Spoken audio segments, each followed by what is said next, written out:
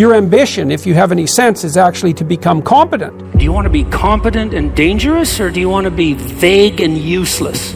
It is definitely the case that there is no more exceptional form of the capacity to be dangerous than to be articulate.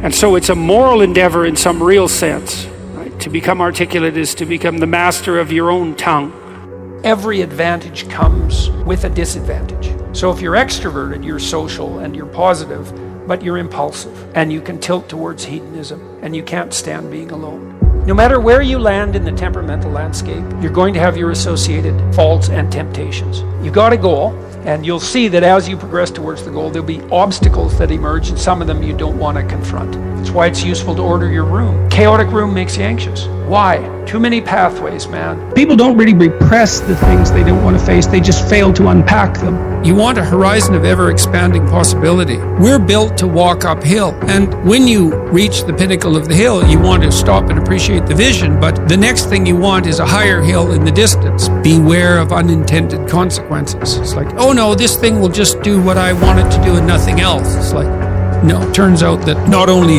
is what we want from each other the real thing, but that's also the adventure of your life. And so if you aren't truthful, and that means, unfortunately, especially at the beginning, when you start to be truthful, it means deeply coming to terms with your inadequacies in humility. So it's very painful. Without that, you don't have the adventure of your life. You have the role that you've acquiesced to. And that'll take all the meaning out of your life. It's good for you to go take your place in the world. Have some ambition, have a vision, have a goal, have a strategy. Try to be a good person, not because it's your duty precisely, because that's the proper way to live. You sit on the bed and say, okay, man, I'm ready to learn something. What's one thing I'm doing wrong, that I know I'm doing wrong, that I could fix? You meditate on that, you'll get an answer. You grow in proportion to the weight you take on voluntarily. And it's also true that we have no idea what the upper limit to that is. It's from the uphill climb that we derive our value, and I mean this technically. So almost all the positive emotion we feel, especially the emotion that fills us with enthusiasm, and that's experienced in relationship to a goal. And so in some sense, you want a goal that you can never attain. So you can always move closer to the goal that recedes as you move towards it. You think, well, that's frustrating. It's like Sisyphus pushing the rock uphill. But it's not, because as you pursue that goal, you put yourself together and your life does get better and richer and more abundant. And that's why the highest levels of virtue and goal are in some sense transcendent. You want them to be above everything you're doing so you can continually move towards something that's more sublime and better. That's what you are. You're here to live, not to sleep. And the problem with the vision of Mai Tais on the beach is that, well, first of all, that's a vision of drug-induced unconsciousness. Second, it's only going to work for about a week. Third, you're going to be a laughingstock in a month and depressed and aimless and goalless. You want a horizon of ever-expanding possibility. And so it does happen to people because they've staked their soul on the attainment of an instrumental goal. And it can be a pretty high-order goal, but then you think, now I'm there, now what?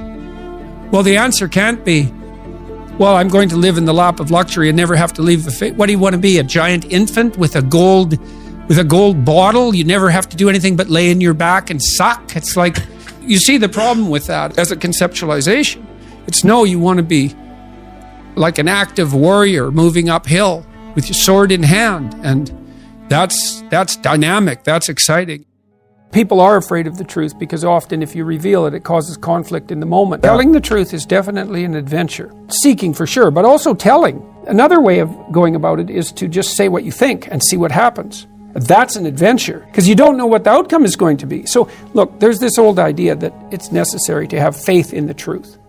And so here's a way of thinking about that. Someone asks you a question and you might think, well, here's the outcome I want, and so here's how I'm going to answer that question. So that's one way of approaching it. But another way of approaching it is, you ask me a question, I'm going to think about the answer, and I'm just going to tell you what I think. And it doesn't matter what the outcome is, because I'm willing to see what the outcome will be, predicated on the idea that there isn't a better outcome than the one that truth produces.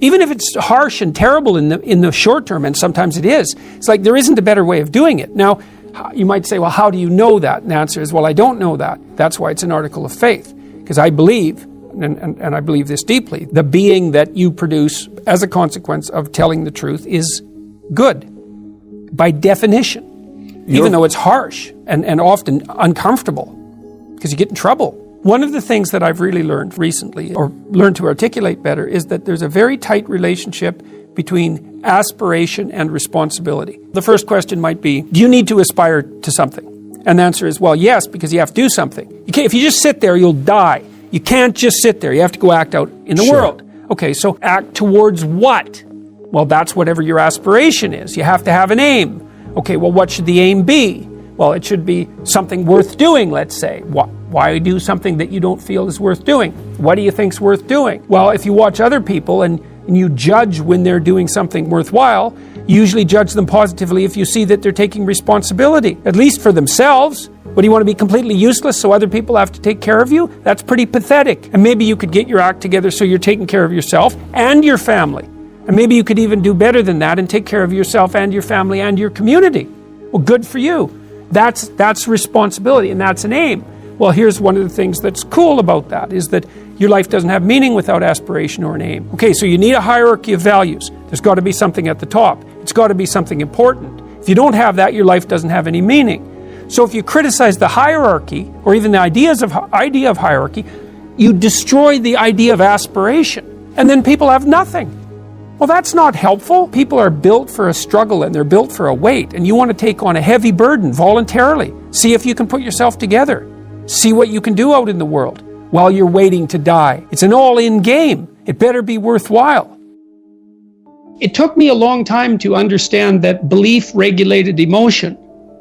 So what happens is that if you act out your identity, if you act out your beliefs in the world, and what you want doesn't happen, what happens is that your body defaults into emergency preparation for action. And the reason for that is you've wandered too far away from the campfire, and now you're in the forest, and maybe you're naked. And so what do you do then? And the answer is, well, you don't know what to do. So what do you do when you don't know what to do? And the answer is, you prepare to do everything. And the problem with that is that it's unbelievably draining psychophysiologically. Like, it hurts you. And there's an immense physiological literature detailing the cost of exactly that kind of response.